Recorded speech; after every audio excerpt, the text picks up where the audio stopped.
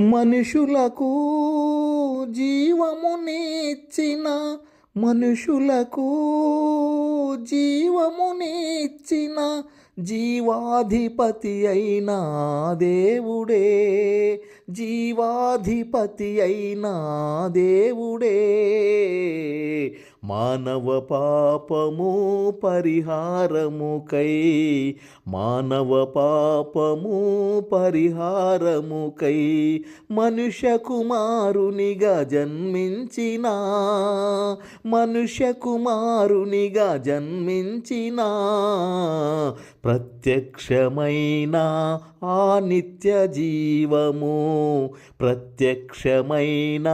ఆ నిత్య జీవము ప్రభువైన క్రీస్తే, ప్రభువైన క్రీస్తే.